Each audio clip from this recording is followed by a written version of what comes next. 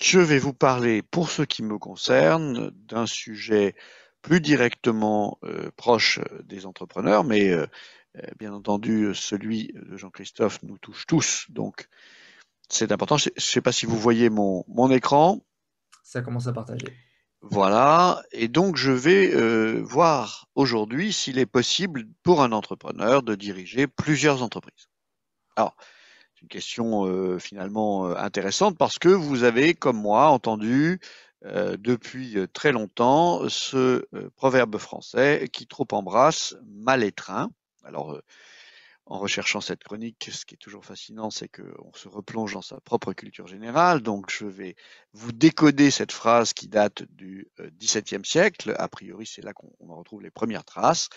Donc, à l'époque, celui qui embrasse, c'est celui qui prend dans ses bras. Et celui qui étreint, c'est celui qui serre dans ses bras. Donc, je vous laisse un petit peu. Donc, ça veut dire qui prend trop de personnes dans ses bras n'en serre pas assez ou n'arrive pas à serrer dans ses bras. Et sur cette parole, on a tous entendu dire qu'il ne fallait pas faire trop de choses dans sa vie. Pour la petite anecdote, ce proverbe existe sous d'autres formes, dans d'autres langues. Je l'ai trouvé en anglais, je l'ai trouvé en italien. Je vous épargnerai mon italien pour ne pas vous écorcher les oreilles. Je sais que vous allez me demander comment est le proverbe anglais, j'y reviens. C'est grasp all, lose all. Voilà, votre curiosité étant satisfaite. Est-ce qu'il est possible, voire désirable, pour un entrepreneur de diriger simultanément plusieurs entreprises? Alors d'abord, un petit état des lieux, certains le font. Certains y parviennent. Il y en a qui essayent, il y en a qui réussissent. Des entrepreneurs qu'on connaît ne s'en sentent pas capables. Et enfin, quatrième cas, certains entrepreneurs ne le souhaitent pas. Donc, on voit bien que dans la communauté des entrepreneurs, vous allez rencontrer des gens qui sont pour, des gens qui sont contre, des gens qui ont réussi, des gens qui ont échoué, des gens qui donc souhaitent le faire, d'autres qui hésitent parce qu'ils n'en sont pas capables. Essayons de mettre un peu de lumière dans ce débat. Quels sont les avantages de la pluriactivité? Alors d'abord, pour un montagnard comme moi, il faut que je vous parle de l'agriculture de montagne. L'agriculture de montagne, c'est assez simple à comprendre. Dans la montagne, il n'y a pas de grands terrains. D'abord, les terrains sont en pente. Éventuellement, s'ils sont bien exposés, ils sont forcément pas aussi grands qu'une grande plaine de Beauce ou de Brie, ou encore mieux, une grande plaine comme on en trouve aux États-Unis ou en Amérique du Sud, ou même plus près de nous en Ukraine, les fameuses terres à blé de l'Ukraine. Ce sont des terres interminables et plates sur lesquelles il est facile de cultiver en montagne. Ça n'est pas possible. Que font donc les agriculteurs de montagne? Eh bien, ils font de la pluriactivité, c'est-à-dire un petit peu de céréales, un petit peu d'élevage, un petit peu de fruitiers, un petit peu de vignes et évidemment un potager et une basse-cour parce que comme ça, on est en quasi-autonomie et on mange essentiellement ce qu'on produit soi-même. Et donc, qu'est-ce qui est intéressant dans cette pluriactivité? C'est que pour un agriculteur de montagne, c'est une obligation. Il ne peut pas faire 200 hectares d'élevage ou de céréales parce qu'il n'a pas 200 hectares cultivables à sa disposition. Et donc, ce problème, cette solution pardon, de la pluriactivité vient du fait qu'il est impossible de survivre autrement. Pour un entrepreneur, c'est différent. Mais de la même manière, il y a que pour un agriculteur de montagne, il y a un intérêt qui est la multiplication des cash flows. Et donc, il est évident que si vous avez plusieurs entreprises et qu'elles fonctionnent bien, eh bien, vous allez retrouver vers la holding qui en général possède les titres de ces entreprises, vous allez avoir un flux régulier de cash flow émanant de différentes sources qui va vous donner des moyens d'action supérieurs à ceux que vous auriez si vous n'avez qu'une seule entreprise. Mais évidemment, c'est un cas particulier, c'est vous avez plusieurs entreprises et elles fonctionnent bien. Il y a un intérêt qui, lui, est là, même si les entreprises ne fonctionnent pas à la hauteur de vos espérances, c'est un intérêt intellectuel. Pouvoir passer d'un problème d'un secteur d'activité à un autre, de B2B à B2C, de la techno à quelque chose qui est low-tech, de quelque chose qui est local à quelque chose qui est mondial, intellectuellement, c'est extrêmement nourrissant. Parfois, c'est le point suivant, il y a des synergies, pas toujours, moins qu'on aimerait ou qu'on imagine, mais on a des synergies, on en parlera. Enfin, c'est une occasion d'utiliser son énergie, c'est-à-dire lorsqu'on a beaucoup d'énergie, trop pour une seule entreprise et qu'on épuise ses équipes, ben, il est peut-être intéressant d'aller épuiser 2 équipes ou 3 plutôt qu'une seule. Enfin, de façon plus classique, c'est une possibilité d'être encore plus utile. Vous savez que pour l'entrepreneur, c'est important cette utilité.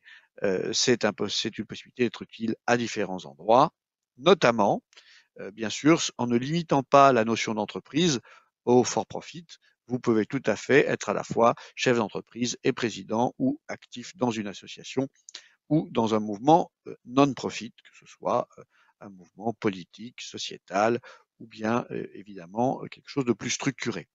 Donc, on voit les avantages de la pure activité.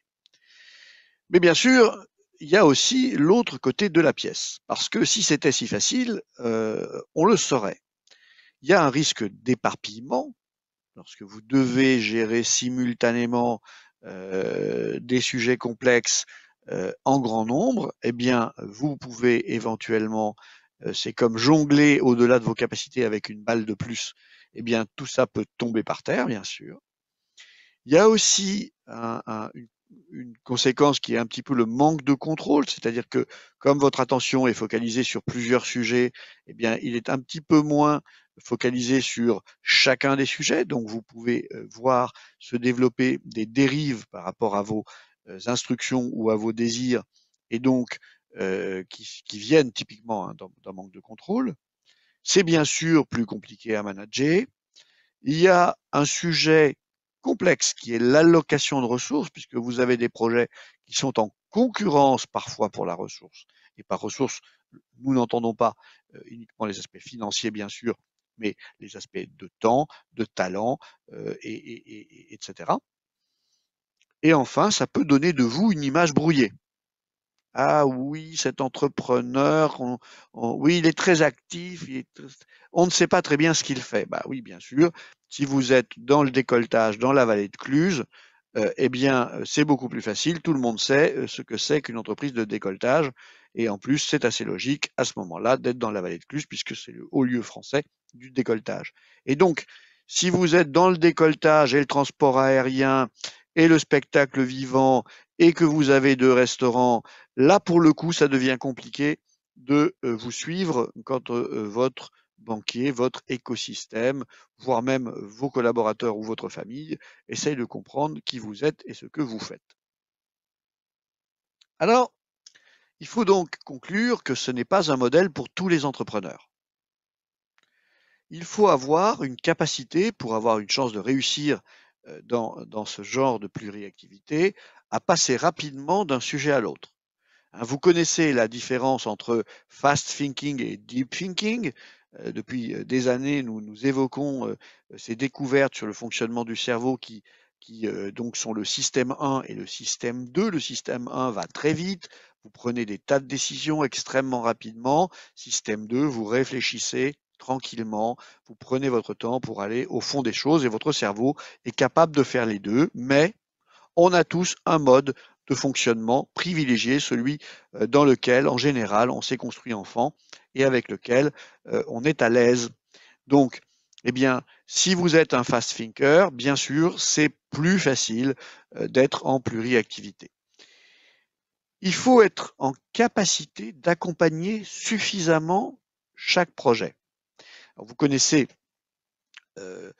pour rebondir sur la chronique de Jean-Christophe, le proverbe « la dose fait le poison ». Mais la dose fait aussi le succès, c'est-à-dire que vous avez besoin d'être présent suffisamment sur chacun des projets. C'est une condition nécessaire à sa réussite. Et évidemment, s'il y a des projets qui nécessitent beaucoup de présence de votre part, que ce soit momentanément ou sur le plus long terme, eh bien vous avez la difficulté que vous ne pouvez pas être, à défaut de clonage, présent de façon très importante sur un grand nombre de projets. Donc, ça veut dire que là, il y a un risque très fort. Autre risque, outre conséquence, vous ne pouvez pas être hands-on. Si vous êtes dans la pluriactivité, vous devez abandonner une grande partie de l'exécution. Et donc, il faut à ce moment-là avoir des collaborateurs, des équipes capables d'exécuter, parce que même si ici ou là vous allez leur donner un coup de main, l'entreprise ne reposera pas sur vous. Ce qui au passage est une bonne chose, parce que je vous rappelle que l'entreprise ne devrait pas reposer sur vous, et l'entreprise devrait fonctionner de façon autonome, et c'est un objectif important pour un entrepreneur, de pouvoir arriver au moment où il n'est plus indispensable au fonctionnement de son entreprise. Alors, quels sont les facteurs clés de succès si, malgré toutes ces mises en garde, vous voulez vous lancer dans la pluriactivité? D'abord, nous avons vu une best practice qui consiste à allouer des journées entières à chaque entreprise. C'est-à-dire que le lundi, entreprise A, le mardi, entreprise B, le mercredi, entreprise C, éventuellement des demi-journées, d'accord? Mais n'essayez pas de gérer toutes les entreprises simultanément dans la semaine comme vous en géreriez une seule. Donc, allouez des créneaux, des espaces dédiés à chacune de vos entreprises. Deuxièmement, ça c'est une best practice qu'on a vue d'un de nos clients, installez vos équipes dans des lieux proches mais distincts. Alors, je m'explique. Proche, pour que vous puissiez aller rapidement d'un endroit à l'autre. Il ne s'agit pas d'être à Marseille et à Lille et à Strasbourg et à Paris. C'est pas possible parce que vous allez vous épuiser dans les temps de trajet si vous devez aller voir vos équipes toutes les semaines. Mais vous pourriez être dans le même quartier, vous pourriez être dans le même immeuble. Et c'est ce que nous avons eu comme expérience avec un de nos clients très connu, qui avait installé ces différentes entreprises à différents étages du même bâtiment.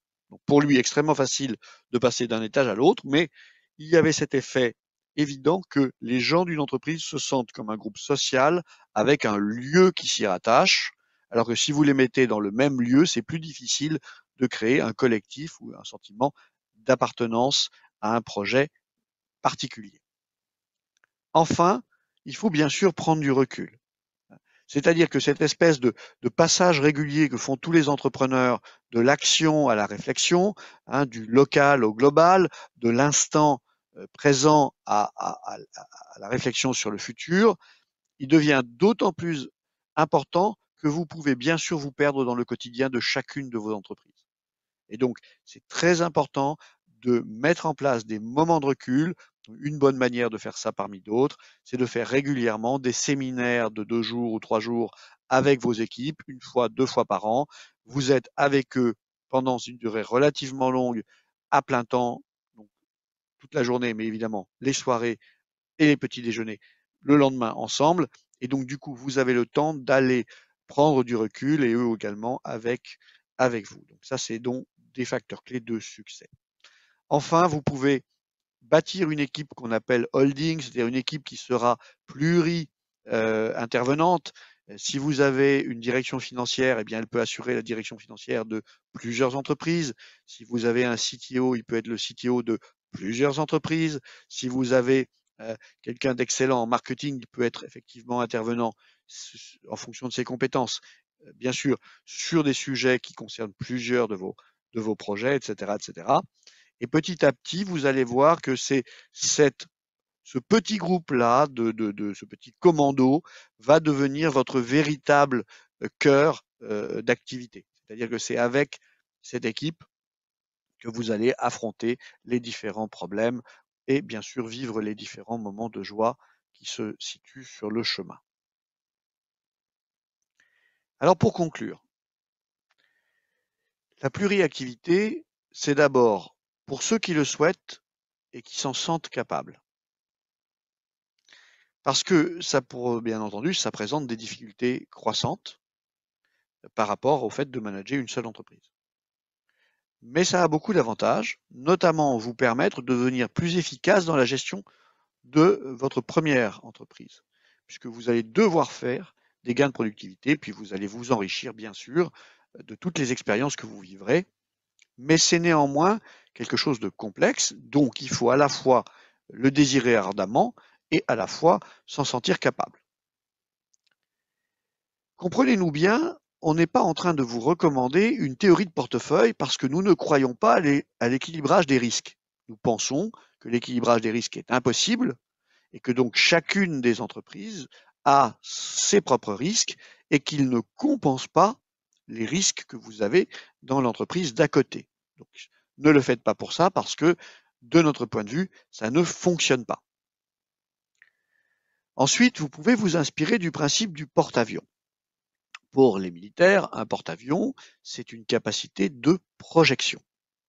Ça veut dire qu'en envoyant un navire et son escadre, bien entendu, vous pouvez intervenir sur un théâtre très large qui peut aller finalement à la distance que chacun de vos avions peut parcourir. Et donc, c'est un petit peu l'image de la holding que j'évoquais. Avoir, et ça ne se construit pas en un jour, hein, ça prend une petite dizaine d'années pour avoir une équipe de holding dont vous pouvez être fier. Ce principe du porte-avions veut dire qu'une fois que vous avez commencé à bâtir une équipe autour de vous, vous pouvez la projeter sur différents projets. Vous pouvez lui demander, comme je l'évoquais, d'aller regarder des questions de marketing, de structuration, de management, etc., de finance, bien sûr, dans plusieurs entreprises que vous dirigez. Enfin, pour les entrepreneurs, nous notons une profonde satisfaction du désir d'achievement. Vous savez que le désir d'achievement perpétuel, c'est ce qui signale à nos yeux l'un des deux grands axes, l'une des deux grandes capacités de l'entrepreneur, des grands besoins de l'entrepreneur.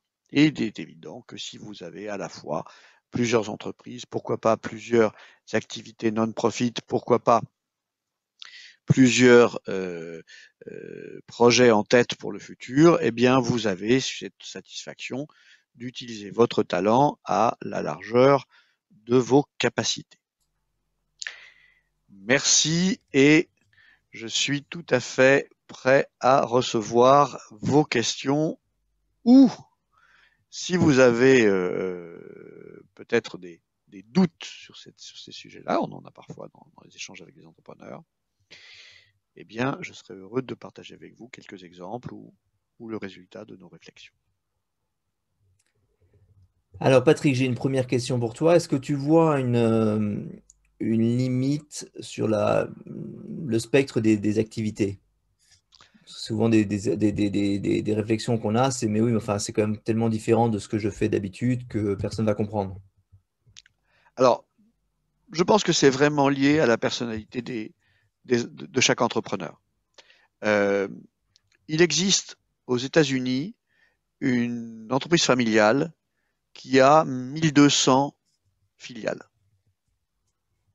Je vais répéter tranquillement, 1200 filiales. C'est une holding qui n'a qu'une dizaine de collaborateurs. Et avec ces dizaines de collaborateurs, il gère 1200 sociétés.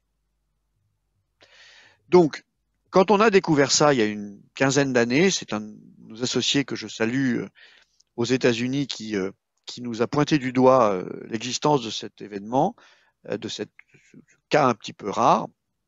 Ça a bien sûr élargi beaucoup notre capacité à y réfléchir parce que jusqu'à ce qu'on découvre ça, on avait vu des groupes d'une centaine d'entreprises et on trouvait ça déjà assez extraordinaire. Eh bien, finalement, on peut faire beaucoup plus. Moi, je ne pense pas qu'il y ait de limite autre que celle de l'organisation et de la structuration de cette pluriactivité. Maintenant, il faut bien reconnaître qu'il y a une courbe d'expérience, comme dans chaque activité humaine, et que celui qui lancerait une dizaine d'entreprises simultanément ou rachèterait une dizaine d'entreprises simultanément a de grandes chances d'échouer. Comme toujours, c'est avec le temps qu'on apprend à maîtriser ces systèmes, à construire, à donner ses valeurs, ses règles, tout ce qui permet de fonctionner de cette façon avec une chance de succès. Je dirais quand même que vous avez des exemples dans l'histoire d'entrepreneurs talentueux. Et vous en avez dans l'histoire ancienne, hein, Thomas Edison par exemple, qui fonde General Electric, Pourquoi General Electric? Parce que tout ce qui est électrique, c'est nous. D'accord? Et vous avez, dans l'histoire, je reste aux États-Unis, General Appliances. Tout ce qui est appliances, c'est nous. Plus près de nous, dans le temps, vous avez Samsung. Je fais des bateaux, des voitures, des téléphones, des technologies dans tous les sens, et je suis un groupe familial. Vous avez, allez, partons un petit peu dans le hype, nos amis Jeff et Elon, qui se font la compétition dans l'espace et par ailleurs qui ont chacun leurs entreprises, qui vend des tournevis chinois, qui vend des voitures merveilleuses, et donc qui envoie aussi évidemment des panneaux solaires, qui met des panneaux solaires sur les maisons et creuse des tunnels sous Los Angeles. Et il y en a d'autres. Donc, cette pluriactivité, merci Jean-Christophe pour la question, je pense qu'elle peut effectivement, mais avec beaucoup de difficultés, être faite dans des secteurs très différents. Il n'est pas raisonnable d'imaginer qu'on peut faire ça d'un claquement de doigts, mais dans l'histoire ancienne comme récente, on voit que c'est possible. Merci Patrick. On a une question de Frédéric qui voulait un peu plus de détails sur l'exemple que tu prenais de cet entrepreneur qui a ses entreprises dans le même immeuble. Quelles sont Alors, les activités des entreprises? Est-ce qu'elles sont proches ou très différentes? Quels âges ont-elles? Quelle taille? Enfin, juste pour aller plus loin dans l'étude de l'exemple, quoi. alors, dans l'exemple, il s'agit d'une entreprise de technologie qui développe des solutions B2B et qui décide de créer un produit B2C pardon, pour le consommateur. Et là, effectivement, avec les technologies qui sont la brique de base, mais par contre, un marketing, un développement qui est totalement différent du développement et du marketing. Même les technologies étaient très, très, très différentes.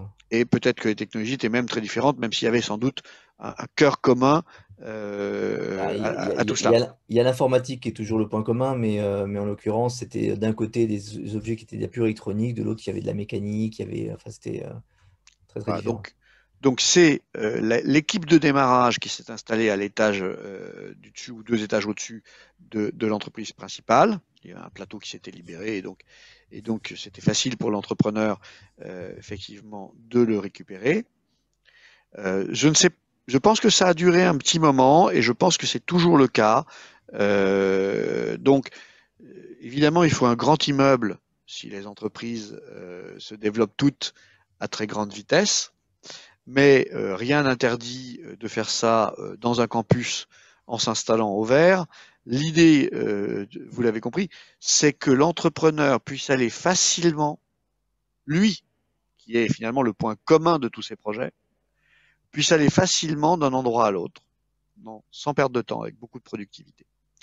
Voilà, donc je terminerai avec un exemple à Hong Kong que je connais, d'une famille qui occupe plus d'une dizaine d'étages d'un de ces buildings industriels, donc au sud de l'île, et dans lequel en fait vous trouvez des business extrêmement différents aux différents étages, mais qui effectivement circulent par le même mont de charge autour dans cet immeuble. Donc c'est possible et ça n'existe pas que euh, dans un immeuble, j'allais dire, occidental, ça peut être utilisé dans d'autres cultures. Merci Patrick. Donc à nouveau un sujet très pertinent pour les entrepreneurs, savoir si il y a des alternatives quelque part à la vente de leur entreprise pour pouvoir en capitalisant sur l'existant, comme avec cette image de porte-avions que je trouve très intéressante.